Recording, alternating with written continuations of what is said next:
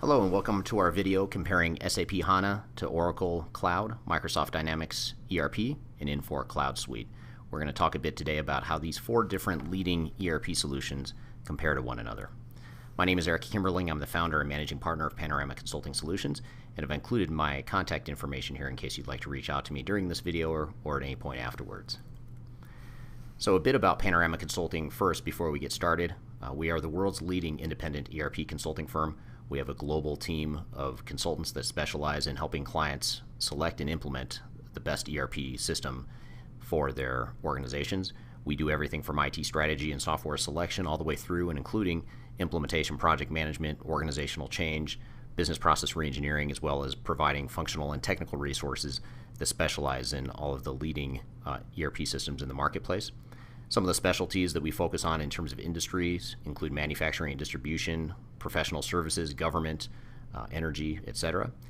And our team is a very senior, seasoned team of ERP consultants that understand not just technology, but more importantly, how technology can apply to your business. And we have offices and consulting teams and clients scattered throughout the world, as you can see on this slide in front of you. Some of the clients we work with include over 300 different organizations, and this is a partial representation. Most of our clients are mid-sized to larger organizations.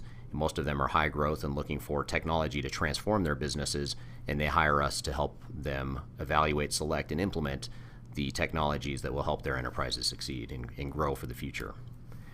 Our broad and deep technology experience covers over 200 different ERP solutions, ranging from the four that we're going to talk about here today, as well as a number of different Tier 2 and Tier 3 and industry-focused solutions. But this is a partial representation of some of the different software technologies that we've helped our clients select and implement over the years.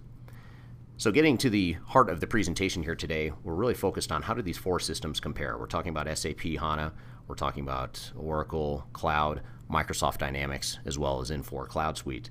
And every year we put out a study of research that we do of several hundred implementations across the globe, and we look at how are companies implementing these solutions and what types of results are they actually getting. So we're not giving you anecdotal stories here. We're not here to give you a biased opinion. We're here to give you just 100% facts in terms of how these different solutions compare to one another.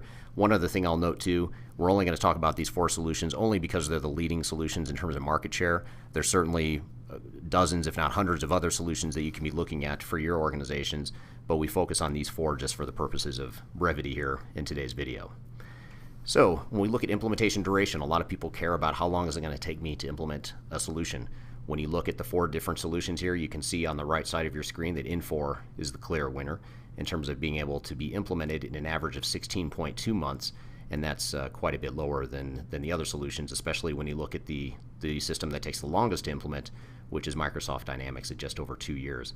I'll also note that the average across all products, not just these four ERP systems, but all products, including the others that we're not talking about here today, the average is just over 18 months.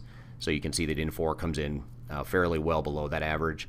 The other three systems are a bit above that average. You can also see here how the actual implementation time frame in the lighter green or the lighter blue compares to the planned time frame.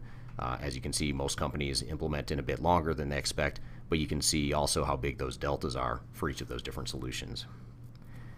Now, when we look at implementation cost, I just said a second ago that Microsoft Dynamics was kind of trailing the pack in terms of implementation time frame, but when you talk about implementation cost, coincidentally, Microsoft Dynamics is implemented with the least amount of cost at an average of 1.7 million for the average customer, and that's in US dollars, by the way. All these figures are in US dollars. Now, you have to take that 1.7 million and all the other numbers that you see in front of you here with a grain of salt, because these are averages across companies of all different sizes, all different industry verticals, but it still gives you kind of a rough order of magnitude comparison of how these different solutions compare to one another in terms of total cost of ownership. And this includes everything from the software licenses and maintenance to the implementation cost, hardware upgrades, external resources, etc. Now, when we shift gears and look at functionality achieved, what kind of functionality are these companies receiving relative to what they expected to receive? And you can see here that Oracle Cloud has a slight edge over Infor Cloud Suite here. And they both show a 23%.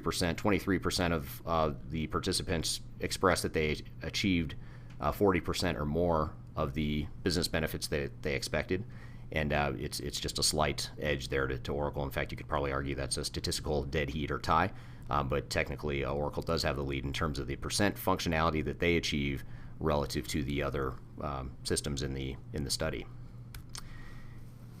And then when we look at implementation risk, how risky is it to implement? How much is it likely that one of these solutions is going to disrupt my business at go live?